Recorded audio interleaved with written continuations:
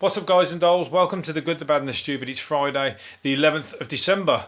Have you got the Friday feeling? Are you getting out today? Are you getting on the piss? Not without your substantial meal, you're not. You've got to get in the pub, you've got to order food to make sure you're hungry. Or, I went out last night and that pub had it down because they had a lot of miniature meals for which still would class as a substantial meal because I wasn't hungry. I didn't really want to have a full-on meal. I just wanted the drink. But I ordered one of these miniature meals, which classed as a substantial meal, and it kind of meant I could drink, I could have a drink basically. So that was perfect, and I ate it anyway. By the time I drank a bit, I was hungry, so I was cold by then. But still, never mind. It's the loop around. It's the way around. And you got some pubs who are serving large Scotch eggs because apparently that's a loop around. That's classed as a substantial meal. I've got a frown on that one. I don't think a Scotch egg is a substantial meal. But, as we said the other day, somebody made one the other day that was the size of a football. Now that is a substantial meal for fucking four. So, it's weird. It's a real strange fucking law, or rule, should I say. You're better off just saying to everybody, you're only allowed to have 2 pints, then you've got to move on. Then everybody can go to a different pub, and everyone keeps rotating around. And then, no, the pubs aren't packed because you've only got a limited time at the table. But anyway, that's just my idea. Tonight, I'm not doing it. Tonight, I'm drinking in the house with me and my other personality. And with Dave the Ghost. He's going to stick around. He's going to come out for one. Zombie knife owners are being offered cash to hand in their weapons. Any of you nutcases out there, they've got knives, guns, knuckle dusters. Saying that, knuckle dusters aren't bringing in much money. Gravity knife, even rifles and fucking firearms. The police are paying you, or somebody is. They're paying you to hand in your weapons because it's like an amnesty type thing. But it's better than an amnesty because you're going to get paid to hand it in. Now some of these things are like, flick knife, you can get 20 quid. You got any flick knives knocking about? Take them down, you can get yourself 20 quid. A gravity knife, don't know what that is, 40 quid. A zombie knife, a tenner. Have you seen the size of them fucking zombie knives? Only £10 for that. I don't think they're going to be handing them in. Curved sword, £15. A knuckle duster, 2 quid. Keep hold of your knuckle dusters. Not worth it for 2 quid, is it? Sword stick, £12. A belt buckle knife, £5. Blowpipe or blowgun, £14. We got any Amazon tribes people who might want to hand in their jungle pipes? And then firearms. This is where it gets lucrative. A lever release 223, whatever that is, £4,445 you can get for that. A lever release 308, £5,105. But who's honestly going to be brazen enough to go into a police station with a gun, put it on the counter and go, "Could I have my £5,000, please?" You ain't going to do it, are they? Some people, they must do because it's tempting, isn't it? Well, it's going to be tempting to somebody if they're skint and they're about to do if you're about to do a bank robbery because you're skint. And sometimes after these robberies that they don't get fuck all out of them anyway, do they? So if you're going to get £5,000 out of the bank robbery, you think, fuck it, I'll just hand it into the police, and that's classed as a good deed. No chance of getting caught, and I still get my £5,000. Alright, the police are going to be fucking looking at me really, really weird, and they're probably going to make a note of my name, and I'll be forever watched and registered as somebody with who brought in a gun. But that £5,000 might fucking set you up with a little business, and you could be away. And if you've got 4 guns, if you're fucking, real life Rambo, or think yourself as a real life Rambo, and you got a fucking, under your bed, it's like strapped loads of firearms under the bottom of the bed, like some kind of, like these hitmen who all of a sudden they turn the bed up and they've got about fucking loads of compartments and all the guns and that will start coming out. You could have yourself fucking 40 or 50 grand out of all that.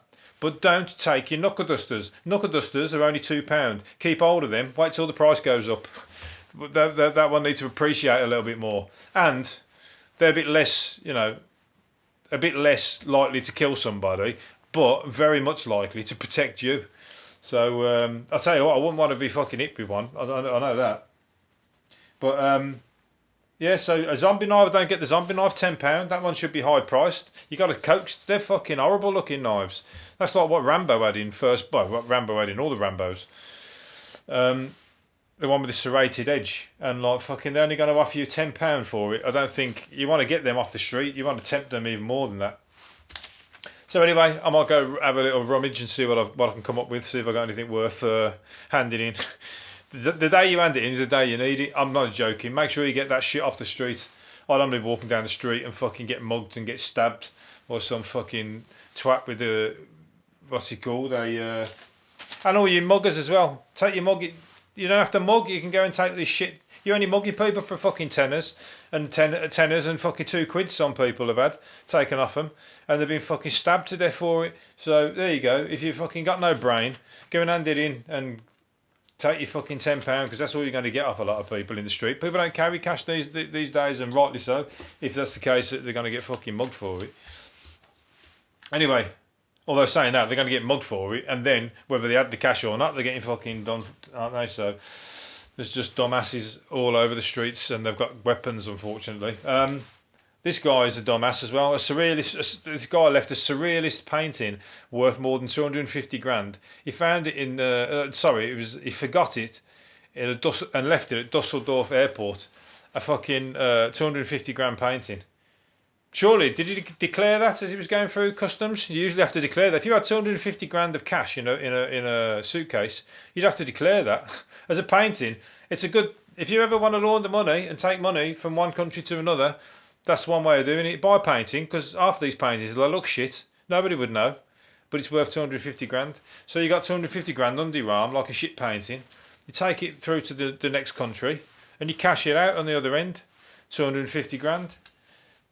That's the way to do it. Otherwise, you take a suitcase of money, you get fucked over and have it confiscated, and they want to know why you've got 250 grand. Even if you've earned that all your life, you've got to come up and tell them, otherwise they take it off you.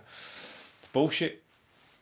But anyway, he left it at an airport anyway, so he nearly had fucking neither situation. And the dumbasses at the airport chucked it in the bin. That's how shit it must have looked. They chucked it in the fucking bin, and they accidentally, somebody, he obviously complained, and they went and looked for it and found it in the bin. Now, any of you that's got like, I'm glad that you got it back, by the way, but somebody who went and looking for that painting could have said, "No, mate, it wasn't there. Couldn't find it." I know definitely when I dropped 150 quid in a fucking restaurant, and I know I dropped it in the toilet, and I know the cleaner came in just after, and I was the only one last one in the restaurant, and I know the cleaner came in just after I left the toilet. I walked out. They would lock the door, and I went, "Shit, where's my money?" Went back, knocked on the door, and I went, "I've dropped some money in the toilet." And when I went downstairs, I went down, and they said, "No, there's nothing there, mate. The cleaner didn't find anything." I was like, "You little shit, you fucking did, 100%." I haven't hit there since. I've been spiteful, or well, at least until I've had the amount back of the 120 quid in meals that I would have eaten because I did like that restaurant. And I'm not eating them until I reach the 120 quid, then I can go back. Was it a girl, a crazy girl fan, a crazy fan? A crazy girl fan sent Cliff Richard a shock by sending herself in a box. She delivered herself to him in a box. And he said he thought it had been sent he'd been sent to telly for a gig. And the woman jumped out of it. Said he nearly had an heart attack. And she said, "Can I have your autograph?" And like, he ain't even like, you don't really see him knocking about with many women, do you? Ever. In fact, he probably was like nonplussed. I think he's asexual, isn't he? He's asexual what? Some of you saying asexual what? It means he don't fucking get down. But they'd do anything to try and get to us. He said one girl posted her marriage banns in a local church. What's that mean? Claiming she and I were going to get married, and he'd never even met her. There's crazy women out there, very, very, very, very, very crazy women out there, and men, but there's very, very crazy women out there. Especially the ones who are writing to serial killers and posting themselves to fucking Cliff Richard and trying to marry them without knowing, and being a stalker of what's his name, Matthew Wright, off the Right Stuff in the morning, one of the shittest TV programs on the telly, and he's got a stalker. I ain't got a stalker, and I've got this podcast. Look how good this is. I should have fucking loads of stalkers. I'm only joking. If you are a stalker, that was a joke. I don't want you. Don't come round here. I've got knuckle dusters. I'm not handing them in, and they're only worth £2. The pie eating championship should be let to carry on because of the World Pie Eating Champions should be exempt from the COVID rules as it is an elite sport. The organiser has complained. Pie eating. I'll leave that one to your what you think. Do you think a pie eating competition is an elite sport? I've got to say, off the top of my head, no, I don't think it is. I think it's a silly sport. I don't even think it's a sport. I think it's fat people wanting to eat a lot of pies, and which is good. I don't mind it being exempt from the COVID thing. I mean, it's entertainment, but are they in tier 3? No, they've been in tier 3. Oh, held in Wigan next week, but it has been axed as it's in tier 3. Well, it's in tier 3. Well, hold it in tier 2. Unless you can't go. Because everybody, obviously, if it's such an elite sport, people are coming from all over the world to it. So it doesn't matter where you're at. You can have it in whatever town is like in the right tier for it, can't you? And if you're a sportsman, then you should be allowed to travel. The football, they're travelling into different tiers, aren't they, to do the football? And if it is a sport, like he says, read it in the small print. Is this one a case law? Is this going to go to court? Case law. This is the Pie Championships versus the Conservative Party. Anyway, biscuit lovers have had their world turned upside down because of a production fault with Jammy Dodgers. There's a production fault at the Jammy Dodger factory. Not having it. That's criminal. That's put in. I mean, you're talking people getting stressed. Jammy Dodgers are getting people through this crisis. Not me. But they've eagerly ripped open packets of their favourite sweet treats to find the heart-shaped hole with the raspberry filling at the bottom. Find the heart-shaped hole with the raspberry filling on the bottom. What's that mean? Well, they're trying to say that the hole's been covered up. Anyway, whatever. You're fucking up the biscuits. Come on. Who is it? McVitie. You better sort it out. Burton's. You got a problem with the Jammy Dodgers, and people ain't going to stand for it. They're going to go to another Jammy biscuit if that's the case. You're not the only Jammy biscuit in the world. It's like when you go to a new insurance company or new gas or new electricity. That's it. I'm switching over from Jammy Dodgers to Garibaldi's from now on. Until I sort the problem out. Right, I'm going to do one more because we've all had enough and we all want to go off and have a drink. Schoolboy gamer who raked in more than £500,000 playing Fortnite owes his secret to his secret weapon, his mother. She has private tutors organised so he can keep up with his classwork.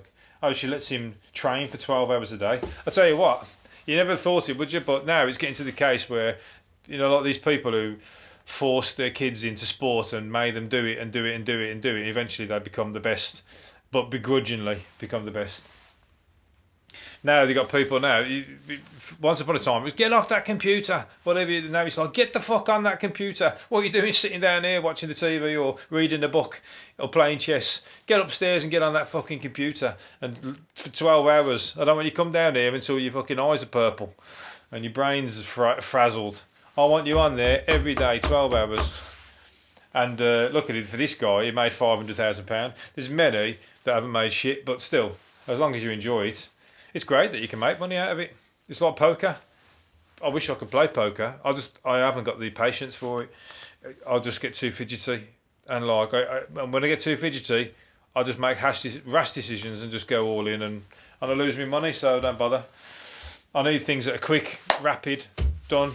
I could be a poke. Can we have like massive money on paper scissors stones? We have World Championship paper scissors stones, World Series. I'll do that, and then if I can make fortune out of that, I could be the world champion because it's my attention span. Right, I'm leaving it there. Hopefully you've enjoyed it, and I'll do another one on Monday. See you later. Bye.